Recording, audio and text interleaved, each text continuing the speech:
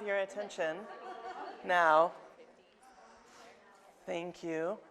May I have your attention now? Thank you. Okay, so before we get started, before I even introduce myself, how many of you are visual art teachers? How many are classroom teachers? Okay. Of the classroom teachers, how many are lower grade? How many are upper grade? Okay. This works for all grade levels. It just helps me know. It looks like we're about even Stevens. The next thing I want to say before I introduce myself is you noticed I gave a 5-minute and then a 2-minute and then a 1-minute. That's very much the flow of how I do things in my classroom. I'll introduce myself in a second, but you give the students that expectation when you're wrapping up an art project because some of them really have a hard time transitioning out of art. And you do have kids on the spectrum who need to prep themselves for change. So I always give a 5-minute, a 2-minute, and a 1-minute before I give the attention signal. And then they know, okay, I need to get to a good stopping spot, right? Okay, so my name is Kate Watson. I am the visual art specialist, BTS specialist at Harvest Elementary on the other side of town. I've been teaching for 23 years, and I am the current president of the Utah Art Education Association. So, all that. Also, I apologize for my raspy voice. I inhaled a bug on Friday on a bike ride. And the doctors say my lungs are clear, but I almost didn't have a voice. So I am working on, I literally have steroids in my system right now to give me the voice to speak to you today. So, yay medicine. Okay, so what we're going to be doing today is talking about collage with the SEED standards as your inspiration for creation. The goal here is to not make the same thing for everybody. In fact, I'm not even having them all do the same SEED standard. This is something I do at the end of the year once they've done all of their science. And I know upper grade tests. And so this might be either a good right before testing to reboot some of the earlier concepts, or it might be a really great activity right after when you're like, what do I do with these kids now that testing is done and they are fried and I am fried? Let's do this because it's still academic and it's fun, okay? Lower grades, you're not testing on science, but still, this is a really fun way to teach the science and to be able to do it. I've only pulled 3rd, 4th, 5th, and 6th core SEED standards. So if you're 1st and 2nd, I'm sorry I did not pull your core, but you can just play with what we've got and then adapt it to yours. I also have not built you anything. I've gone very old tech, old school, because every time I present, it takes like 20 minutes to get this stuff functioning, and I am done. I'm done with that. So you are going to be the students, I am going to be the teacher, and we're going to make, okay? I'm going to take you through the design process, hopefully from start to finish, if we can do that in this time frame. And so we're going to start at the brainstorming section where we come up with our ideas. And so I do teach the kids a bit about collage. I don't think I'll have to teach you as much about it because you do understand the concept of layering, that you have to put down maybe your background before you put down the foreground. And so I don't have to teach you as if you were a child, but keep in mind, you will be teaching children who don't have the concept of background, foreground. You might need to, hey, you guys, if you are putting mountains behind your beehive, you might want to glue the mountains down first, and then the beehive after, because it's really hard to glue mountains around the beehive, right? So you have to teach a little bit of collage skill of layering. Also, we're going to be working on more the mid to lower level of just cutting and gluing.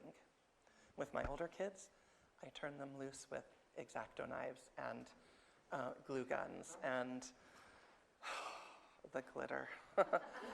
Not glitter. Glitter's not allowed. The sparkles.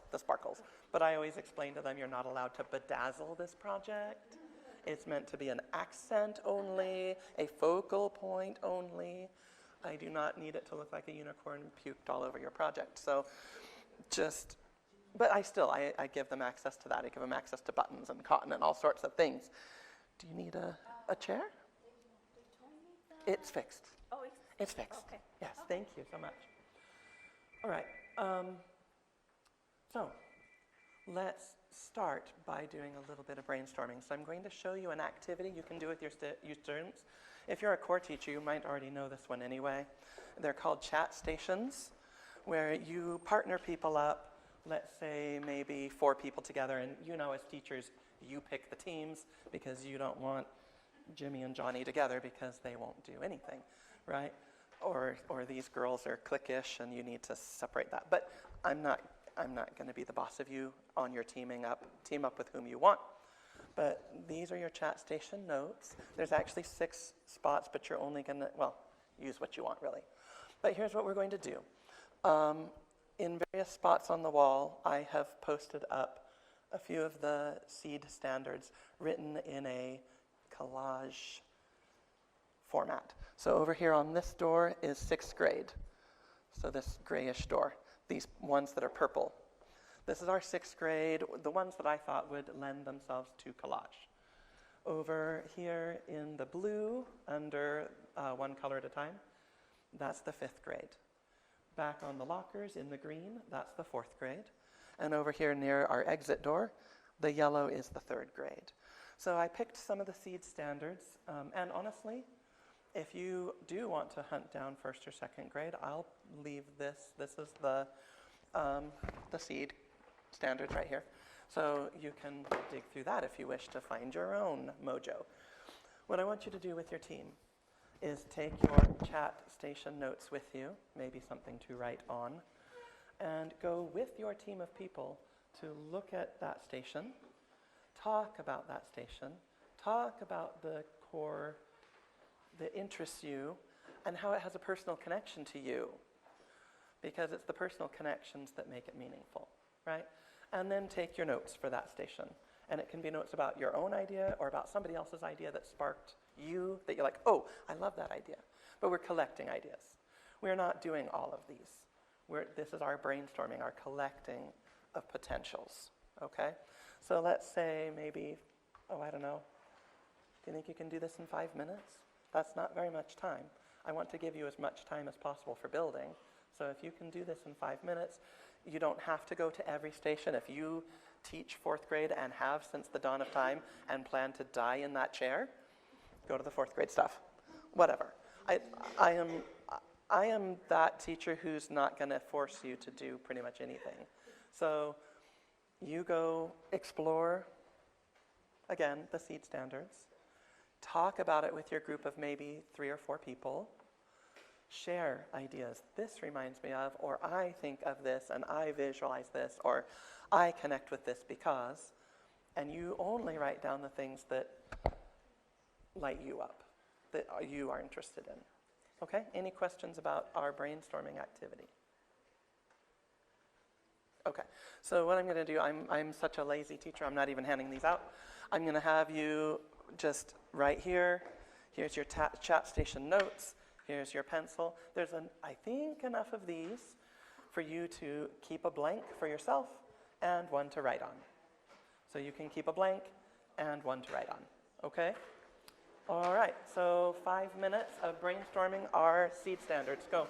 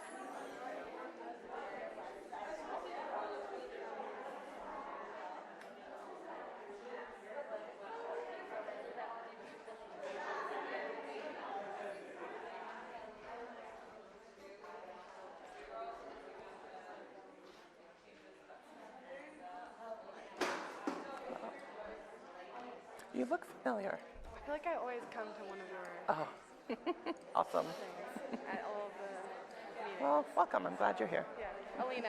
Kate. Yeah. So, cool.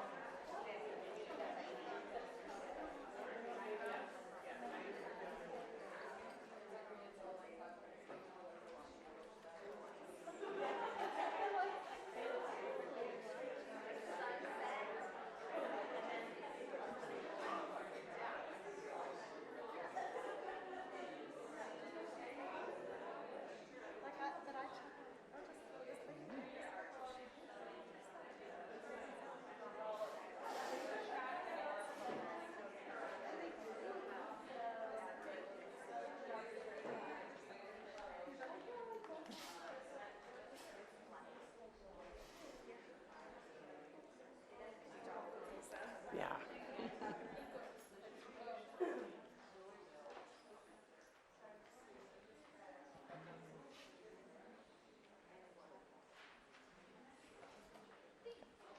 I'm going to give us until 2:45, so we are at 4 minutes.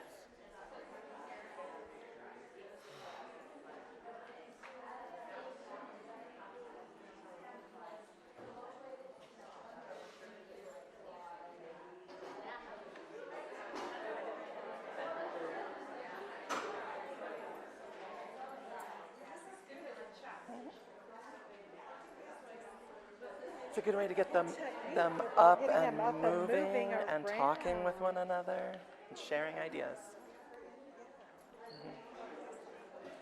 Yes.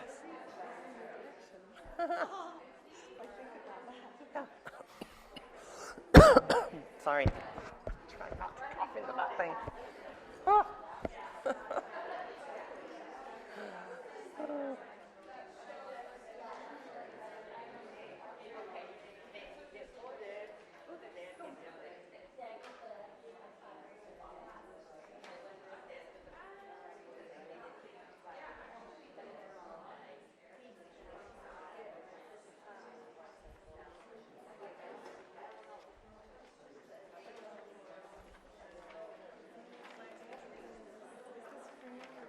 Crayon.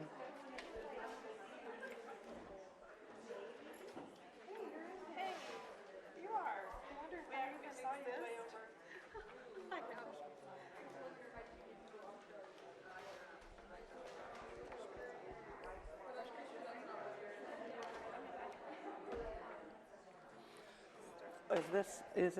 Is it social studies also? I thought I saw some social studies in there.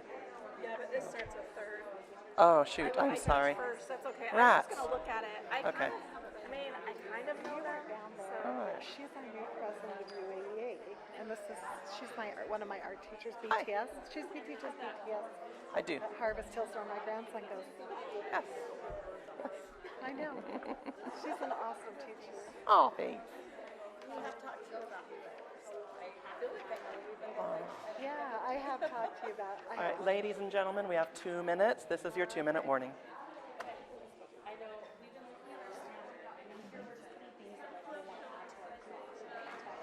Or just inspirations of you interacting with that thought, your feelings about it, or because you're creating, it's more than just the standard, it's how you interact with the standards, possibly, right? Yeah. Yeah, I'll be sharing these in a minute. Oh, no worries, no worries. So these are, as you can probably imagine, ecosystems, right? So I did Boreal forest and I desert. did something similar to this with my students, but it was definitely not this beautiful. With like the interaction in the Earth Right. spheres, right? Yeah. In 5th grade, and they about lost it that I said they couldn't have scissors. Oh, well, tearing, and we'll talk about tearing too, but I allow scissors as well. I just tell them, look at the difference between scissors and tearing. And what can you do with the both of them, right? So, I love that picture. And what grade are these? I do this with 4th, 5th, 6th. So, all of them. So, yeah. right, in about 30 seconds we are moving on, so start heading back to your seats in 30 seconds.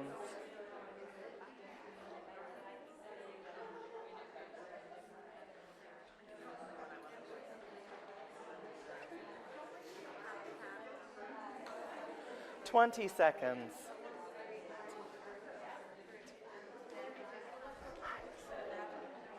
15 seconds until you should be in your seats.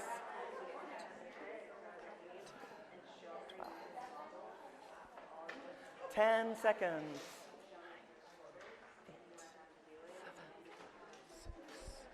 5, 4, 3, 2, 1. All right, welcome back. And yes, I do that exact thing with my students. So, and I used to have a microphone. My microphone has burnt out, and so it's a lot more challenging without the microphone. But here's why we did what we just did. Getting them up out of their seats, getting them moving, getting them traveling the room is really helpful. You know, if they sit still too long, you lose them. Allowing them to move, allowing them to share, allowing them to speak, allowing them to, that is going to give you better results in their art because they've been able to bounce ideas off of one another. And it no longer feels like, I can't think of anything. I can't think of anything. If you really can't think of anything after all of that, you weren't trying. You weren't trying. And this is for the art teachers in the room. Yes, I do give grades. I'm required to give a grade every week. It's a, did they participate in art grade? And I am very upfront with my students and tell them, I am grading you, not your art. I don't care if your art looks good or bad. I don't care if you succeed or fail. I don't care if you even finish it. I'm grading you.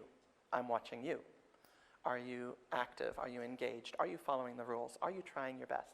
Are you taking risks and making mistakes? You'll get a good grade. If you are falling back on the same old that you did last year, if you're not trying the new things I taught you, if you are goofing off with your friends instead of actively engaging, you're going to get a bad grade. And yes, I do give an N sometimes, and I always pull that kid aside and explain, you're getting an N this week because this is what I saw, but I know you can do better next week. Let's do better next week. And then they do, right? It's the art room. It's not like I'm being punitive or anything. But this is how you grade in art. Do not grade their finished product. Do not. Because you will develop fixed mindsets in your students if their finished product is the judgment of their artistic ability. Yes? This reminds me of just how kids constantly ask me, do you like it? Is it good? Yes. And I got so tired of answering that question that I always turned around, well, does it make you happy? Yeah. I tell them it doesn't matter if I like it or not. It's irrelevant. Are you proud of what you did? Are you proud of what you did? The other one I get a lot is, am I done, teacher? Here's a quick fix for that. Show it to 2 or 3 classmates and ask their opinion about what should I do to improve on it. Now you're going to get opinions from people, and you're going to react one of 2 ways. You're either going to be like, oh, I love that idea, and you go do it. That means you're not done yet, because you like new ideas. But if you're like, no, you're done, stop. You're done with the art, because you're not open to any new things going into it. So it's a big quandary for all of us who are artists. When do I stop? When is this finished? Should I just do one more thing? I ruined it. Crap. Right? So it's this, how do we decide when we're finished thing? And so you have to kind of teach the kids how you decide when you're finished. All right, let's move on. So now you've got a list of ideas. And there might be one you've already zoned in on as, I want to do this one. Right? Great. That's the one you're going to work on in your rough sketch. So you're going to use the back of this paper now to sketch out an overview of what you think your work should look like. For instance, here's one that you can probably, which way does this go? Yeah, you can probably guess the science core going on with this. Anybody want to just shout it out? 4 seasons, maybe. It's a 4-season tree. Okay, if you can tell, it's got. It's going to be winter, spring, summer, fall, right? And this is my quick sketch. It is obviously not a masterpiece. It's a map of where I would want to put stuff. I'm not even really worrying too much about drawing it in shapes. It'll turn into shapes when we build. But I'm just getting an idea of what I want to build. This one is one that I did with the upper grades because I let them use hot glue and whatnot, and I'll show you this is the finished piece in the end, right? There's buttons on it, there's yarn and some sparkles. We used hole punches. I had some paper that was printed with these flowers on it already, so just cut out the flowers, wrap them on a pencil to make them curl. Hole punches for those little baby buds. You know, just playing with whatever supplies you've got on hand. Cotton balls unrolled for the snow and cotton ball. So this would be an older grade. You don't want to, the rule of thumb, glue. Which glue goes with what? Generally speaking, Elmer's glue is great for paper and cardboard, and that's about it. So anytime you're dealing with plastics, like our sparkles or our buttons, you're going to want hot glue. So just be aware of that. Those will not stay. But, you know, cotton will stick with Elmer's glue, no problem, because it's sort of organic like the paper. So just be aware of that as you're dealing with, I would not hand hot glue guns to first and second, or even third and fourth.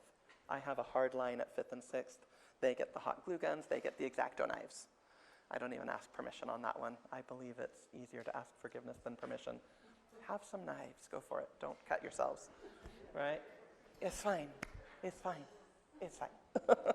It works out okay. I do set them up with, you know, if you're messing around with the knife, you're done. And I don't mean just done with the knife, done with the project, done with the room. Get out. It's that simple. And no one has ever crossed that line. No one has ever crossed that line. They want to be in my room. So I really don't worry about it too much. Okay, so on the back, you should be drawing while I'm talking. Go ahead and draw while I talk.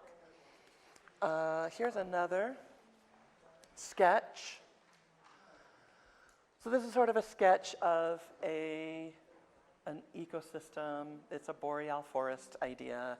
So we're in the mountains of northern Utah here. And so we've got, shh, don't talk while I'm talking. They're recording. Thank you. I don't know what it's picking up, but they're recording this one, just so you know. So I've got a lake happening. I've got pine trees happening. I wanted to add a dock because I'm thinking memories, right? Of going up there and running off the dock and jumping into this stupidly cold water and losing my breath and blah, right? And there's a canoe because I love canoeing, and I've got mountains happening and, you know, all this kind of stuff. But also notice there's note-taking. So let your kids note-take on their planning page. So there's numbers there. The numbers are, what am I going to glue down first? What am I going to glue down second? What am I going to glue down third, right? And then there's other notes like, what colors are these going to be? Well, far away things are more faded out than closer things. So I'm going to have lighter purple, medium purple, darker purple to represent far and near in the image. I have a question mark because I'm not quite sure. Do I want this medium green? I don't know. This is going to be the dark blue that matches the sky, which means the entire thing can just be that one blue paper that I start with. Okay, so notice this one's like a half-size paper. And I take notes like, what if I do reflections with crayons? I could use crayons and do reflections with crayons. So I'm note-taking on my planning paper. Go ahead and draw while I'm talking, please. So draw your, oh, sorry. Some of you are like, I can't draw and listen at the same time. Sorry, I'm the kid in the back who is always doing that, so sorry. So this is the plan, right? And then this was the final edition of that in the paper, okay? A few things you would need to teach the kids. Tearing paper. How do I tear paper to make mountains look more natural? What times is it more appropriate to cut with scissors? Like the canoe that's a man-made object, the dock that's a man-made object. I should cut those with scissors. Another thing with kids, how do I draw this looking three-dimensional? Okay, that's actually easier than it looks. Do we have a whiteboard marker? That would have been nice. Okay, I'll figure out something. But basically, it's a couple of, ooh, maybe he has one. No, of course not. It's a couple of trapezoids, right? So you teach the kids to draw a trapezoid and draw a trapezoid. And now it looks like it's instead of, and I talk to them, I'm going to ruin this by drawing it, because I talk to them about what if you just draw it as rectangles. Well, now it looks like a sign that maybe we could put next to it that says no fishing, right? So they do learn this through trial and error. They build the rectangles, and they're like, why doesn't it look like it's going out into the water? It's perspective. When it's going out into the water, you're going to see these flattened trapezoids instead of a square rectangle. And those are things you can teach the kids. And yes, even first and second graders can grasp that concept at a very basic level. So anyway, on mine I did in fact, I took brown paper sack and colored it with crayon and then cut it into strips and glued the strips down and then trimmed them. I mean, there was a lot involved with that. But notice that it's glued, it's got marker, it's got crayon, it's got a lot happening. There's some of it that's like sticking up. Right here, this is sticking up stuff. Let them experiment. Don't teach them all of that. It's not your job to teach them all the things. It's your job to turn them loose and let them explore and build. And will theirs look like this? No. Some of your sixth graders might. Your first graders, not at all. So don't even. Let it look like a first grader made it, and celebrate first grade art. Celebrate second grade art. Celebrate what they can do. Don't try to upsell it into a Pinterest-worthy something. Enjoy children's art. Okay, here's, so these were ecosystems, right? So here's another ecosystem. I've lost my planning papers for these, of course. But the kids love the idea of the tropical one, right? So this was brown paper that I did crayon on before I tore, after I tore it. So I tear it first, glue it down, and then crayon and pen on top. This is actually string that I was playing with. Extremely challenging even for me, so, right? Crayon on there to make it look wet. Let them crayon their background, right? Let them put those details in before they glue everything else down. These are, woo, sticks right off the page. How fun is that? So you just let them play and build. This might be my all-time favorite ecosystem because it's, southern Utah. So look at how cute and fun that is. Right? And the kids freak out about this. They're like, it looks like it really would poke you if you touch it. Ballpoint pen. After it dries, ballpoint pen that thing for all the pokies on your cacti. Here's another example, though, of light, medium, dark, but also less detail, more detail. As it gets closer to us, we see more detail. So explain you don't need detail everywhere. Put detail in the close-up stuff and leave the background stuff simple, simple, simple. Right? Yes? Sure. How long do you give them to do this? Great question. So the brainstorming and the sketching we're about to do is one 30-minute session. One together. Okay. Just what we've done so far. 30 minutes. Because I only have them for 30 minutes, and then I see them the next day and then the next day, right? So one 30-minute session for the brainstorm.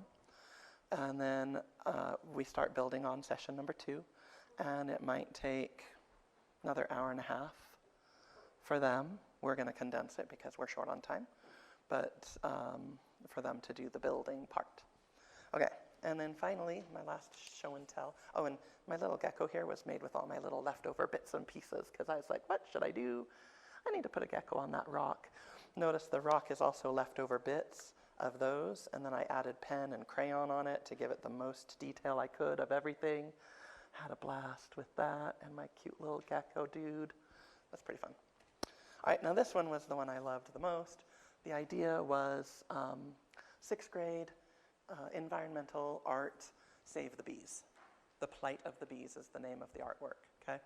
And this was my plan, my idea, right? So it's in a backyard. There's my neighbor's house. There's Mount Timpanogos, whatever, right? So it's supposed to be your own backyard. And then here was the artwork, right, with some flowers and the cute little bumblebee. And his wings actually are supposed to stick up. I had to re-glue them because they fell off once. But, right, so he's got these cute little wings, right? And it is layers. So you've got the sky, the clouds, the mountains. That house was a beast to build. I'm just going to say it. The house was a beast. Don't expect that from your kids. Ha, lordy. But then the fence was not too hard, and then the flowers, and my little bee. Yes? I throw tons of examples at them and then put them away and let them go with their own thing. After they're done building, so we're going to build, and I'm just going to tell you this now because we'll probably build until cleanup time. After they build, ladies, thank you. After they're done building, after they've completed their project, you should always display and reflect. So display the art in some way, which you probably already do, but also reflect. As an artist, they should write an artist statement, okay? And so with my students, I always have them do this afterwards, where they write one up, and this is my example that goes with this one. So they have to write their name, their name, and then their core teacher's name, so I know which teacher to give it back to. So I put a smiley because I am the teacher. Media, you can skip that part. I just tell you now, I teach these kids 7 years straight, and they're still asking me, what's the media? What's the media? Like, every single time. It does not, for some reason, sink into their brain. So I'm just telling you now, skip that one. But media is what you made it out of, okay? Media is what you made it out of. Skip it. Just, if I could erase this off my paper, I would. Skip it. They give it a title. My title is Be a Part of the Solution, okay? And then I'll just read it to you. Bees are in danger of dying out. If they die, our lives are in danger because they pollinate our food for us. We need them. I can't solve bee disasters, and I can't fix the pesticide problem, but I can plant flowers to help bees find enough food to keep the hive alive. So be part of the solution, plant some flowers today, right? And so what I do is I explain to them that in your research about your science, be ready to educate us about your art and why it matters to you. And this is a language arts tie, by the way, and it teaches them how to write a hook, to hook their audience into looking again. Because in the art world, when your art's in a gallery, it's all about retention of your audience. And the statement, the plaque next to the artwork, is designed to try to get you to look longer at that art instead of wandering into the next gallery, right? So we're teaching them this is a real part of the art world. I do have all of my students write all the time, and they accept it because I have taught them it is a real part of the art world. This is not me being a teacher. Teachers make me write because that's what teachers do. No, this is me as an artist. I am an artist. I've had my artwork in galleries. The gallery director always requires me to write up an artist statement that goes with my artwork in the gallery. This is a real part of the real world. It's a hook. It's language arts. It's more integration, okay? So make sure that you end with that piece. That's your capstone. Have them write about their art. Okay, now, I'm going to shut up. I'm going to let you come up with your plan. Take as many notes on it as you want. When you're ready to start building, let me show you where to find all your supplies. Oh, I don't want to go that way. I'm going to trip on cords. Let's go around. Over here, we have some construction paper. You can select the color of background you want. So let's say that I want a light blue to build a sky. So get a full sheet of paper that's not been cut into to be the base of your collage. I always tell them put your name on the back first before you do anything else. If we run out of the colors you want here, in the back of this I do have unopened colors that you can bust into if we've run out of your color over here, okay? And then I've got just scraps, randomness, random scraps of all sorts of colors. Some of them have patterns on them, some of them don't. Help yourself. This also is organized by color and whatnot, so you can just raid whatever from here to build with. Think about what you want to tear, what you want to cut, and what you're going to layer. what goes on first, second, third, all of that. We do have the scissors back here. I love these. These are little, they're sharp, they're awesome, and they are unilateral. So they work either way. Love these. Do not steal these. I want them back. These are my scissors. Okay? So these, I don't even know where I got them. I wish I could tell you where I got them, but they are lovely because they are universal. So scissors are here. Glue sticks are here. Let's see, when are we supposed to be out of here? 3:55. Let's spend until 3:45 building. Okay, 3:45 is going to be when we stop building, and then we're going to do a gallery walk to see what everyone made. That's incorrect, though, because we didn't start until 2:30, right? 3:55. Yeah. So, sorry, the paperwork. I know. I showed up here at 2:05 ready to teach you guys. And I'm like, oh, 2:30. Okay. Whatever. So anyway, we are going until 3:55. So we're going to stop at 3:45. No, 3:35. Let's stop at 3:35 so that we can do a gallery walk before we clean up and head out. I don't want to make you guys late for the end of the day. Nobody wants that. Okay? Questions or concerns about your project or anything to do with kids? Okay. Oh, I will say this, sorry. Materials management, I teach my students to flow like a river. So I'm going to recommend that you go one way through that space, enter over here, exit over there, same here, enter over here, exit over there, for flow. I very much teach my students, because otherwise they're just crashing into each other and feelings get hurt and it's a hot mess. So flow through the space. Okay, go.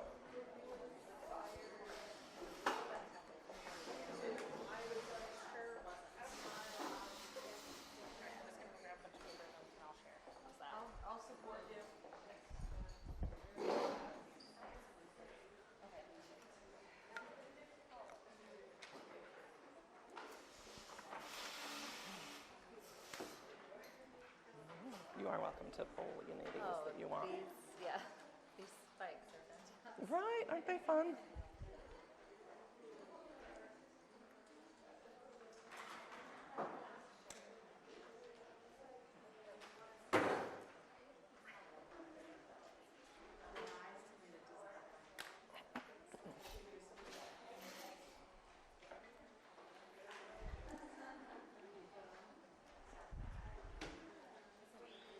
I love the little gecko. So cute.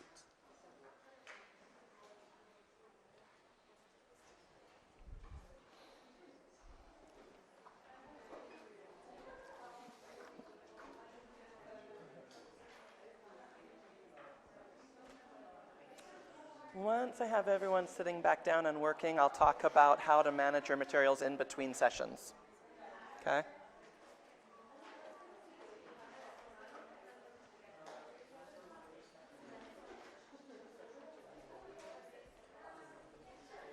We had a really wonderful art teacher at our elementary school, and before school starts, she invites the teachers in, and we just paint a whole bunch of paper. fun. So you've got all that with different, swirls and stripes, and I really like how that paper works for collage. It does work beautifully for collage.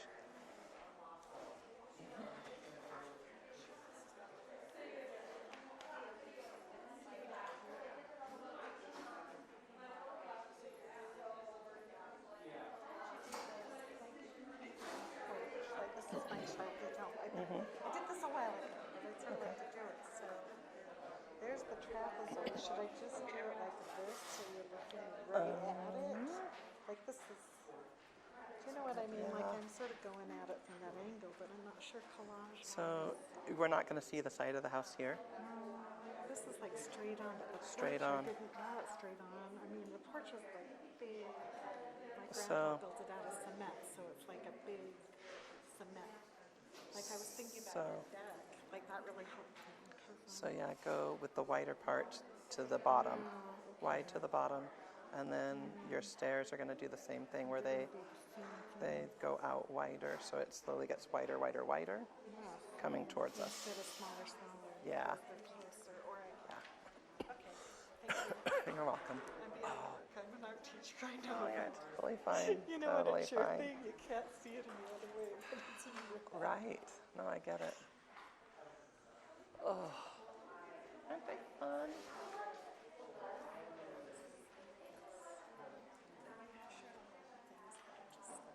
Oh, good. Really, and the teachers need this because they were just talking about shit. They don't have any time to Oh, yeah. Reflection's important. It is so sad.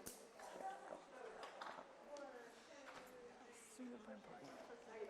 Yeah. Let's see if we can give them time to reflect on theirs. So. Although I didn't bring those papers with me because I didn't even think to. It's good though. So.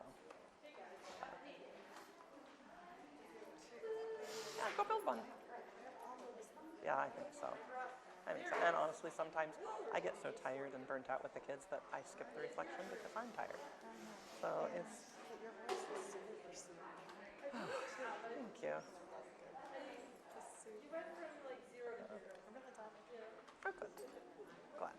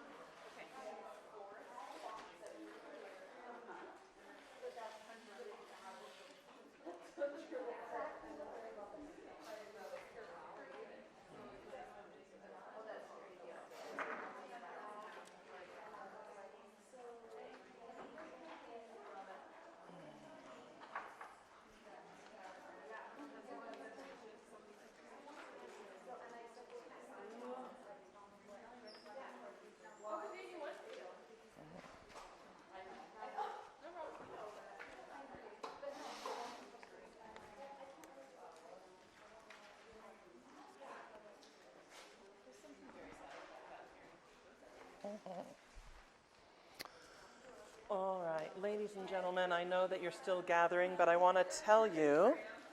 Oh, I forgot. May I have your attention now? I forgot my attention signal, my bad. Okay, so I wanted to tell you really quickly, how do we store all this stuff in between? Because we work on it today, we're going to work on it tomorrow. What do we do with all this stuff that the kids said, I'm not done with it yet, I got to keep my scraps? Okay, so get yourself some of these manila paper and fold them into a folder for your student to keep all their bits and pieces into. The kids can build them into folders so that they just tuck their project into one side, all their scraps into the other, fold it up, keep it in their desk, and it contains the mess into one little whatever. Okay? No, it's just a big piece of manila paper. Just a big piece of manila paper, the cheap stuff. The cheap stuff. And then just let them fold it into a folder with pockets to keep their stuff in.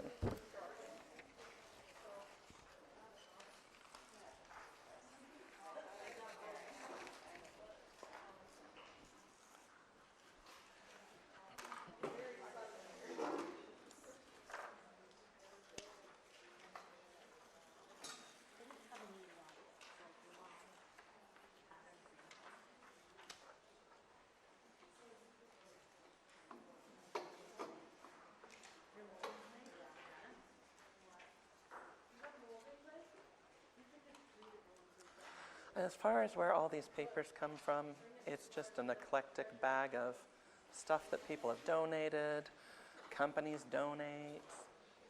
Once upon a time, I was a 90s mom scrapbooking and bought all the things and then stopped scrapbooking because that's so 1990s.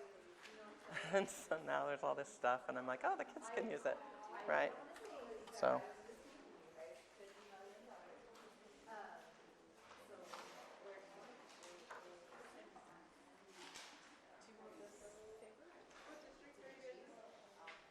Ooh, that's a beautiful sunset paper.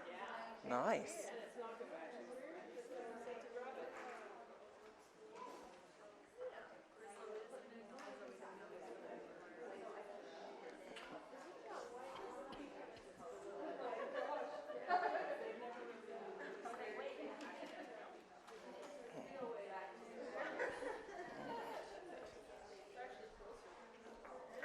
All right. So now is me walking around modeling, being the teacher, asking if anyone has any questions, concerns, anything they're struggling with that they need help with. So this is just me modeling, being the teacher. Unfortunately, no, I didn't bring my crayons because this was all I could fit in my thing. So. And I love your shirt. I think I've told you that before. Because my future daughter-in-law owns a hair salon named Humankind. Oh, really? Yes.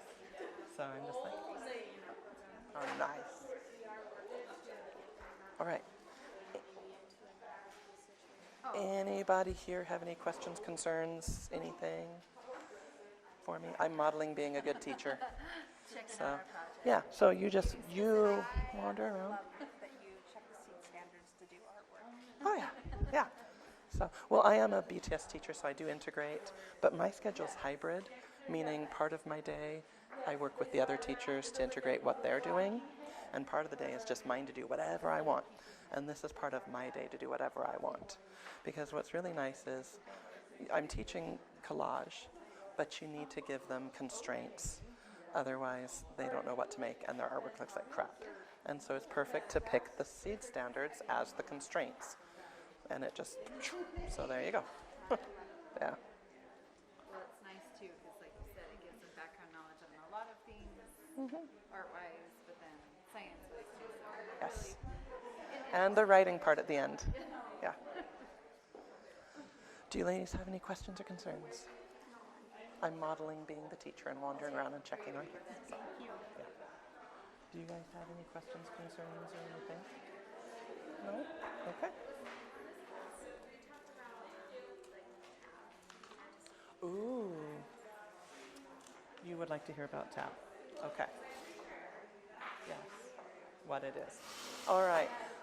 Ladies and gentlemen, 5, 4, 3, 2, 1. Shh. So I've had a request that I'm going to give to everyone. The request was, can you talk a little bit about TAB, which, if you don't know what TAB is, it's Teaching for Artistic Behavior. So what we have been doing is going through the design cycle. We started with the brainstorming, where we got up out of our seats and we walked around and we shared ideas and we brainstormed. That's teaching for artistic behavior. We then come up with a thumbnail sketch, a plan, before we actually make the final copy. Don't go straight into a final copy with your students. Allow them the time to work it out in practice. And I don't mean make a full-blown practice, but the sketch is their practice. That's teaching for artistic behavior, okay? It also helps, and I didn't do this with you, but you can do it with your students. Once they have their sketch done, have them peer review it with some friends or neighbors or students in the class. Meaning, show your sketch to someone else and see if they can identify what seed standard you're leaning towards. If they can't figure out what your picture's about, you might need to add more detail, which is what I tell the students. So this is teaching for artistic behavior, the refining before making the final, okay? And then turning them loose to build like this. You notice I'm done teaching you now. I'm letting you explore. I'm not teaching you exactly how to cut and glue, tear and glue. You are going to explore. You're going to make mistakes. You may have students who say, I messed up. Can I start over? And the answer should be yes. Because don't we allow that to ourselves? Why would you not allow it to your students? I've had students get nearly done and say, I don't like this. Can I abandon it? Can I start over? And I tell them, you might not have time to finish. Are you okay with that? Yeah, then yes. Because as artists, we abandon things all the time. So if you're not going to allow your students to experience what it is to be an artist, you're teaching for artistic behavior. Abandonment is part of it. As long as they are actively engaged, they are learning, they're not screwing around with their friends, whether or not they have a final product is irrelevant. They're learning. That's what matters. So that's teaching for artistic behavior rather than teaching for an end product. Okay? Teaching for artistic behavior, for those of you who are an art teacher, is also tied to teaching studio style. So my classroom is a studio setup where each corner of the room is a different section of supplies. So one corner is everything to do with drawing. All the pencils, markers, crayons, oil pastels, erasers, rulers, everything that you could use for drawing. And it's all where the kids can reach it. They know where it belongs. They have full access to it once I've opened that center to them. Once I've trained them in using that center, they can help themselves to it at any time. Same with the painting center. All the stuff needed for painting is out and ready for them to access. They're not allowed to touch the center until I've taught them how to flow through it, how to manage the materials, how to take good care of the center. But then once they know how, it's theirs to use. That's open to them. The goal ultimately for me is by 5th and 6th grade, they should be able to run the room materials-wise without me, especially if I need a sub. I know that I've succeeded in training these kids if I can tell the sub, your job is to keep an eye on the time. The kids will do everything else. And they can. They can get out their stuff. They can get out the supplies. They can clean up. They know the routines. And so everything is accessible. Everything in the Collage Center is accessible. I have to pull down the X-Acto knives when it's time for 5th and 6th grade. They are up on a high shelf for everybody else. But everything's accessible. They know where to find it. They know what to do with it. So that's teaching studio style and teaching for artistic behavior. Did I cover that enough? Any questions about teaching for artistic behavior or studio style?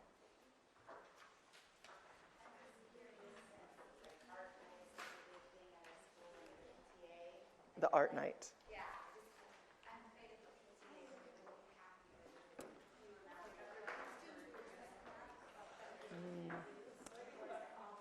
Okay, so the question, if you didn't hear it, shh. The question, if you did, it's fine to whisper, but make sure you can hear. Question was, okay, I have to do an art night, and I'm afraid the principal wouldn't be happy with the amount of stuff being produced. When I do my art nights, I don't actually, I like open it up to what kids do at home as well. You want to bring something from home? Great, bring it from home. Follow the guidelines of the community standards. I do send out a thing about copyright and all of that. But what ends up happening when you do this is you get unique artworks. It's no two artworks are alike, and it is much more entertaining for the community, for the kids.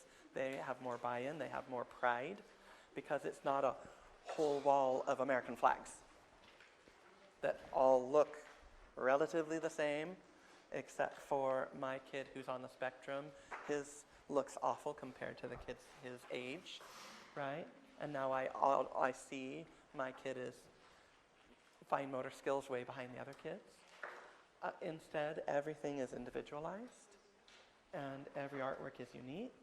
You do see a little bit of, like, when my 6th grade does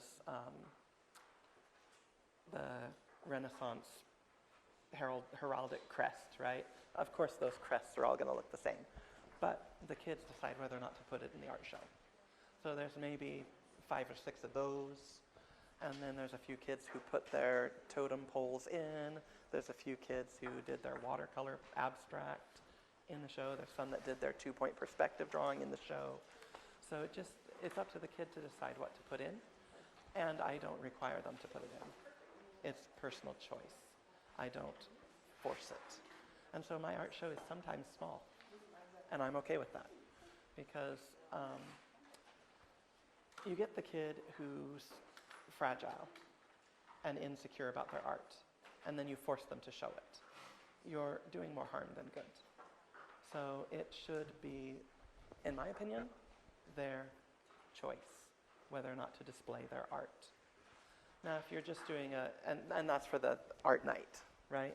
If it's, hey, let's just all throw these up on the wall in class, and so gallery walk. Here's how I do gallery walk with my students, and we could try it, but we'll be busy cleaning at that point, so I'll just tell you. We leave them on the tables, and before we walk around, we talk about the number 1 rule in my classroom, which is the golden rule. That's it. The golden rule is the umbrella rule of my room, because it is the universal belief system across our planet, regardless of religious affiliation. It's a universal. Treat other people the way you want to be treated.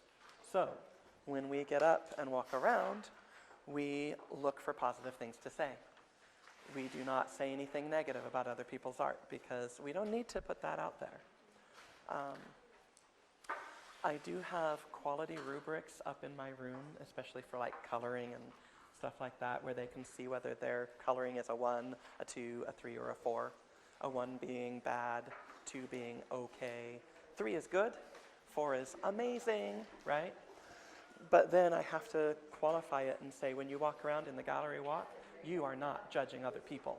You are not going, that's a 1, that's a 3, that's a 1, because kids will do that. And so I have to really prep them in advance, not to, shh, whisper please, thank you. I have to train them before we do the gallery walk to focus on the positive. And then when we sit down and debrief afterwards, and I do this with Clay especially, okay, now that we have gone around and looked at everyone's, I want you to share something you saw that you loved. And they love to share. I loved Susie's because of this, and I loved Johnny's because of that, and they share.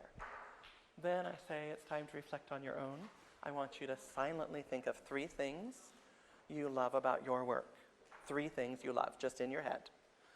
Think of those 3 things. Now that you have those 3 things in your head, if you could go back in time and start over, what is one thing you would do differently? And this is how we teach them to self-critique without harm, because we start with 3 positives, and then instead of saying, what did you do bad, you say, what would you change? Because as artists, that's what we do. I liked this, but I wish I'd done this differently. Now I'm going to do a new one and try the new thing, right? So you're teaching them to grow. You're teaching the growth mindset through that. And that is also an artistic behavior. So teaching for artistic behavior. So, all right. And ladies, I didn't mean to call you out. I will call out and say whisper because I do that in my class too. I tell kids you can talk, but you talk in a whisper voice. Your voice should not travel across the room. I shouldn't be able to understand your conversation from up here. And that's what I tell the students. So, yes. Uber perfectionist, that's a great, actually, I see it. So the uber perfectionist, and it starts young, third, first, actually kindergarten, first grade, you'll get kids who mess up and sit and cry. They sit and cry, sit and cry. So one of the things I drill in day after day, year after year is you will fail. You will fail. And you will not die. It is okay to be sad, but don't be sad too long. Move on and try again. If you are expecting to be perfect, you will always be sad because perfect does not exist. It is not real. It is something in your head that will never actually happen. It's good to strive for it. It's good to try, but don't expect to reach it. And it takes them a long time to get comfortable. And by a long time, I mean a few years. So those kids who are crying in first grade, they might not stop crying until third. So don't feel like a failure if little Johnny cries all year long because his artwork's not working. He hopefully, if he has someone helping him, guiding him, he'll hopefully overcome it. Hopefully.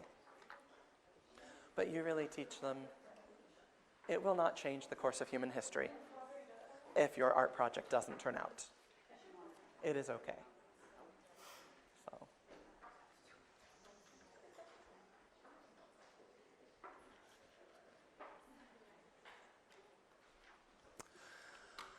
All right, I haven't come over here yet. Is there any questions, concerns, anything over at this table? Okay. Ooh, I like it. Moon phases. Were you so excited when you found the shiny paper? Yes. You don't even want to know. Do you guys have any questions or concerns or things you want to know more about? No pressure, no pressure. I'm just modeling being the teacher. So, no worries. Actually, I do have a question. Okay. When you have them put all their stuff in their folders and stuff, how many students do you work with on a weekly basis? I usually work with about 350 students per day. Okay, so do you have like storage areas for all those I folders? have, I have boxes in cubbies for classes. And they get their own when they come back in, or? Well, what I do, so I have 4 tables, 1, 2, 3, and 4. And when I put their folders in, so this table, I just set their folders on top. They are assigned to a table, not to a chair. So you're always at table 4, so I can always hand you your portfolio. Okay, so then you just take the pile and put it on and they... Yep, and off we go. Let me also talk about drying them. All right, 5, 4, 3, 2, 1. Great question. What about the kids who are just a hot mess with glue? Like, I don't do glue sticks in my classroom. These glue sticks were provided by BYU. Thank you, BYU. But glue sticks are expensive, and the kids blow through them like water, and they don't stick as well as just old-fashioned Elmer's glue. So I have kids using bottled glue, and some kids make giant lakes and puddles of glue on their paper. So now what? I can't put that in a folder. It's going to glue itself shut. I do have drying racks in my classroom that I use for that purpose, but you can actually train kids not to make those puddles. And what I do is I teach them dot, dot, not a lot on the back of the smaller piece. So literally, and they all sing along with me, dot, dot, not a lot. And when they're little, we say it over and over again, dot, dot, not a lot. And then when they get older, I tell them, rub it out now like the back of a sticker. Now place it. And that's going to avoid the lake of puddle of glue. Okay? Yeah. I actually saw a really cool video on TikTok TikTok of a woman who had an airtight container with sponges in it Yes. and then soaked it with glue, but I know that's Yes. not applicable for everyone. Not everyone likes that. Some people love that. So she talked about doing Tupperwares with a sponge in it soaked in glue. I don't use those for the simple reason of I'm teaching artistic behavior. I'm teaching them how to actually open and close a glue bottle. You'd be amazed how many kids don't know how to do that. They've never touched a glue bottle. I have students who cry when I hand them a Sharpie because mommy says I'm never allowed to touch those, right? So I'm teaching them how to manage materials, right? Also with scissors, with my littles especially, kindergarten, first grade, every time I say scissors, they shout, safety! Literally, I say the word scissors, safety! And I teach them how to carry them in the classroom. So I teach them to hold it fist over the blade. And I train it, I watch for it. And they just, scissors, safety! And they think it's a hoot. I think it's the funniest thing, right? By the time they're older, I don't have to do that. I just remind them, please be safe with the scissors. So, good questions. All right. What's our time? Ooh, we're at 3:35. How are we doing? Do you need more working time? Yes. How many of you feel you can finish or at least get to a good stopping spot in 5 minutes? How many feel like you can get to a good stopping spot in 10? That's the maximum I can give you because we need cleanup time. So 10 minutes will give you 10 more minutes. And I do this with my students. So if the time I gave them turns out to not be enough, we vote. And if they need an extension of time, I give the extension of time. It sometimes means I have to abandon another project I intended to do, but it is more important to give them, within reason, the space and time they need, which is why I did the hand raising. If you've got the majority of people saying they're done, move on. If the majority of people are not done, give them more time, but give them the space they need.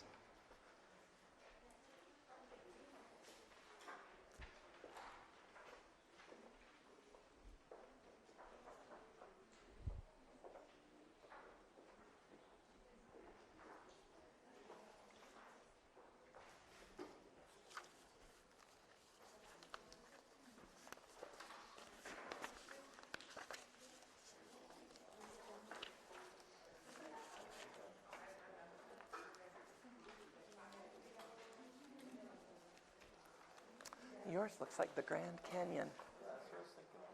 Is it? Nice. I like the yellow sky.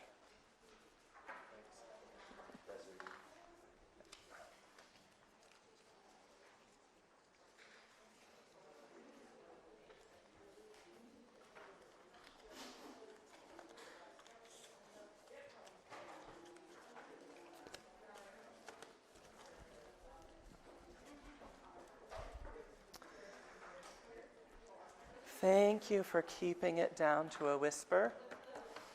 So in my class, I'll literally call out, thank you, table 1, you are my most quiet table right now. And I'll do the positive reinforcements to help the classroom stay quiet. Some people don't need it quiet, but some of your students need a quiet studio space. And so I'm always looking for ways to praise students who maintain a quiet room for the other students in the room. So.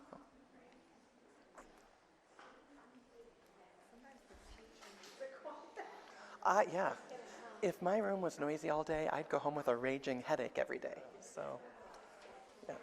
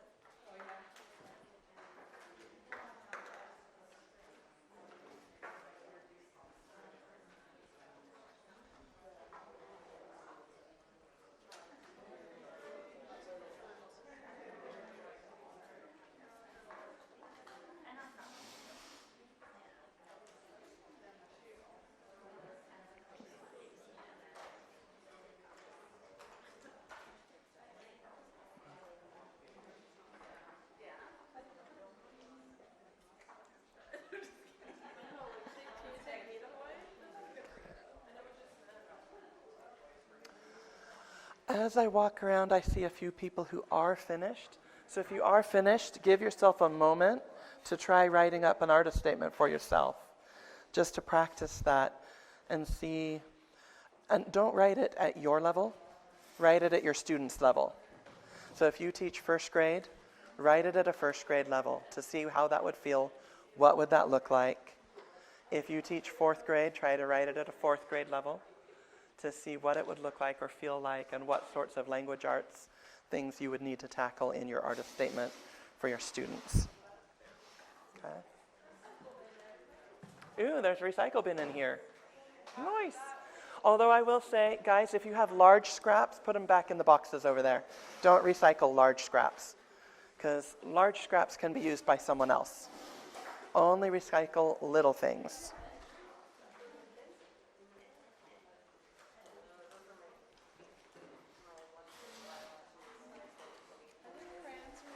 No, I didn't bring my crayons. I only had so much room in my bin to carry stuff.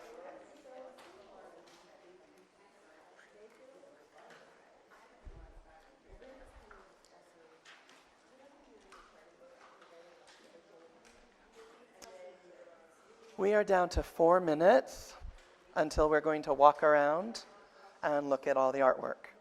4 minutes. And again, if you have large scraps, please go sort them back over there. Little scraps go in the recycle bin over here under the flag.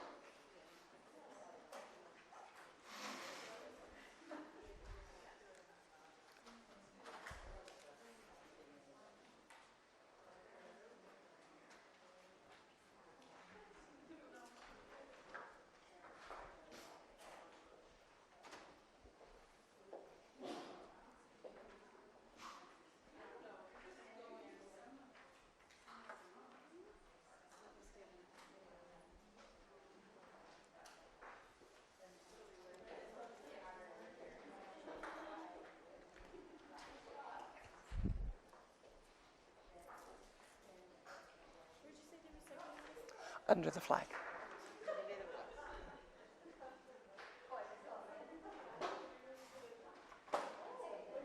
Sorry. We are down to 2 minutes until our gallery walk. 2 minutes. What? Where do you want us to write on like a separate paper? Yeah, just on a blank paper someplace.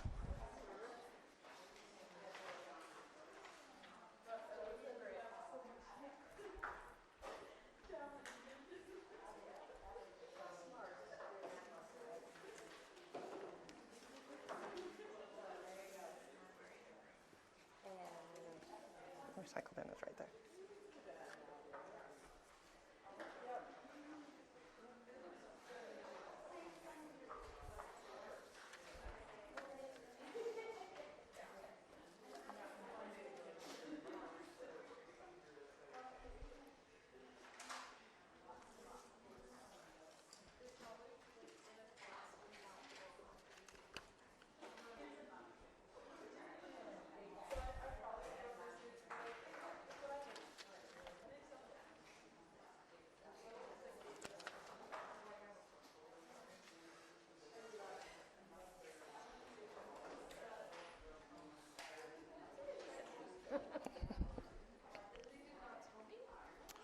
One minute. Sorry.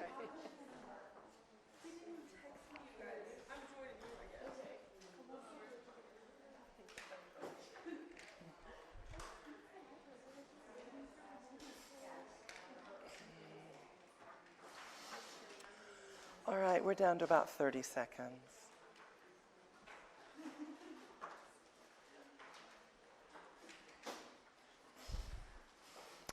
As you do your cleanup, be conscious of papers that might have fallen on the floor. Maybe pick up any bits off of the floor. That would be helpful. This isn't my classroom. I don't want to leave messes behind.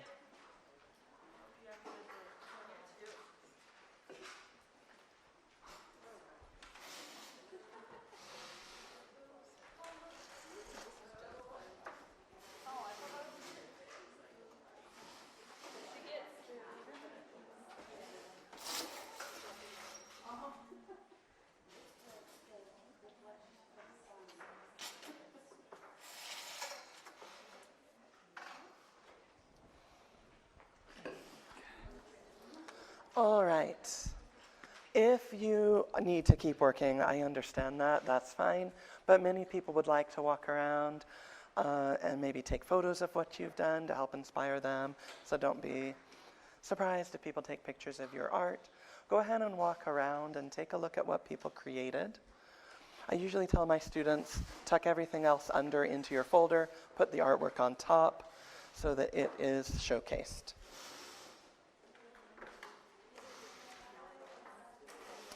If you feel like you need to take your scraps home to keep working, do that. That's fine.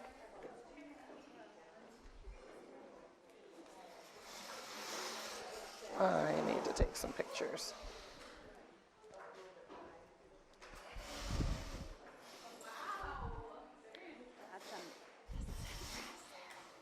Get my camera to work. So impressive.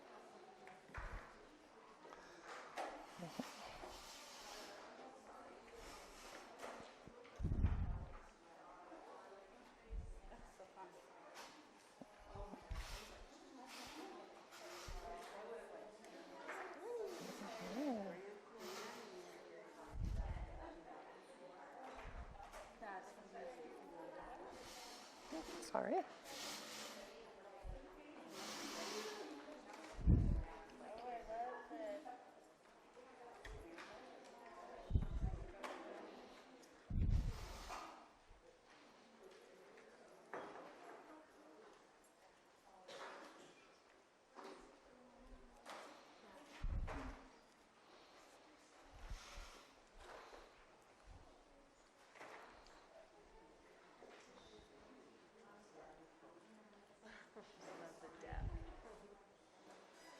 Can you tell what it's representing?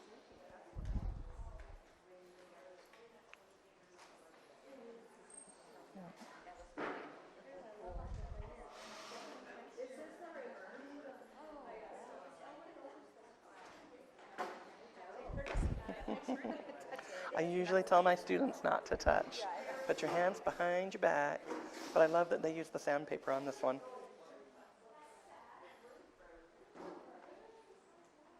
Very clever because it's sandstone.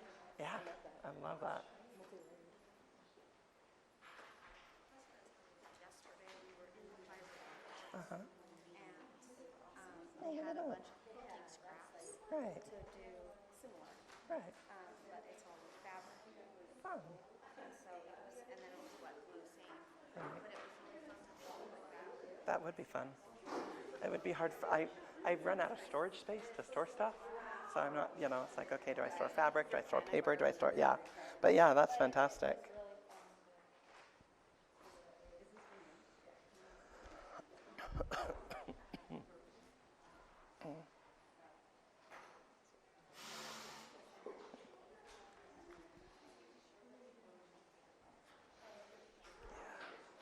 All right. We are officially done in approximately 5 minutes. So any help you could give me with cleaning up so that I can go home too would be fantastic. Yeah, that would help. The pencils are mine from my classroom, so if you could make sure those go back over there.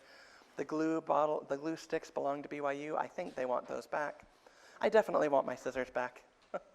So if there are any scraps of paper that you need to take home, I understand that. That's fine. You want the real experience and for us to walk home with some of that stuff? You don't want some of it? Yes. Oh, it's not a mystery. I had these lovely little metal sharpeners that sharpened so nicely, but they're little and metal and shiny, and kids are like raccoons and just, Magpies. yeah, they just stole them all. So It's my scissors. I have the shiny silver scissors, and those always make me walk off, and I'm usually Yep. so I try to Yep. get them back. Like, Yeah. someone took these. Just needed them detectors to go out. I know. All right, any final questions? Thank you all so much for coming, both to the whole conference and to my little shindig. Appreciate it. Hope that you found something useful in it. Okay. I love the most interesting thing, you know, I'm so in my own little world, and then when a gallery stroll to see all the other content, like, oh, phases of the moon. Oh, yeah. Like, it's so obvious the content, you know? Right. So it's interesting to remember that, like, each person had a different Yes. inspiration. Instead of just like, make a collage about nature. And I will say this, for those of you who are art teachers, my older kids, like the 6th graders, are allowed to look at all of this content. 6th grade, 5th grade, 4th grade, 3rd grade, they can choose all of it because at some point they supposedly learned it, right? My 3rd grade only looks at the 3rd grade content because they have not learned the older grade stuff yet. So as they get older, it broadens for them. So, Thank you very much. You're I wasn't welcome. sure this was going to apply to 6th grade, and it did oh, very it well. totally does. So thank you. You're welcome.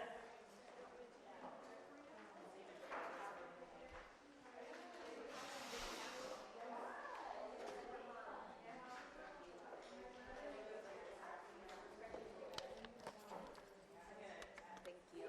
You're welcome. Thank you.